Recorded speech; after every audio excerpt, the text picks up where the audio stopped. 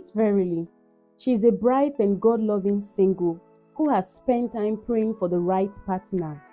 When Daniel, a kind brother from her church, invited her on a date, she was thrilled. She said to herself, this could be the start of something amazing. But by the end of the evening, things didn't feel quite right. Verily realized she had made some mistakes that many Christian singles make on their first dates. These mistakes left her feeling frustrated, and the connection with Daniel did not develop as she had hoped.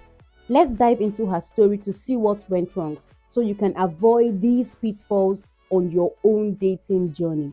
You complete me. You're more than enough for me. Mistake number 1. Oversharing too soon. Verily was so eager to be open and honest that she shared personal stories on the very first date.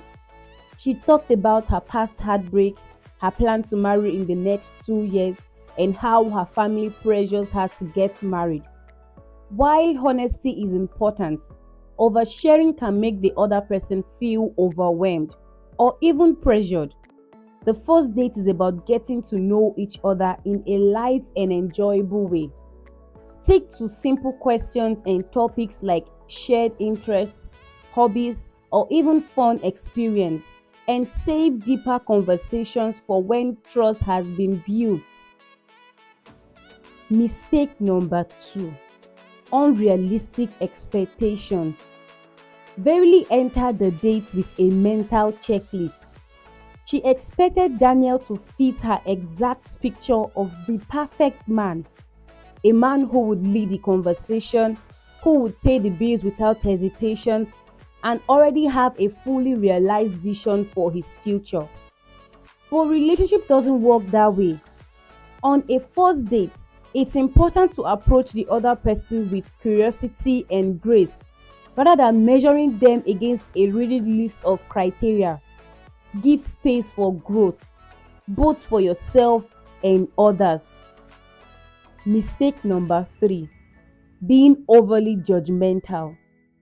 When Daniel was sharing his story about how he is learning to play the guitar to serve in his church worship team, Verily became uncomfortable with the fact that he was still learning. Instead of celebrating his effort and passion, she couldn't help but point out what she thought was a flaw and ended up making him feel small. The first date isn't the time to criticize the other person. Instead, focus on encouraging and showing genuine appreciation for their journey, no matter how different it may be from your own. Mistake number 4. Talking more and listening less. Verily wanted Daniel to know all about her, but in her excitement, she forgot one of the most important parts of communication, which is listening. A great conversation is like a team match. It goes back and forth. When one person dominates the dialogue, it can make the other person feel unseen and unheard. On your first date, take time to ask meaningful questions about the other person's life, dreams, faith, and journey. Show genuine interest and let the conversation flow naturally. Mistake number 5. Forgetting to seek God's guidance.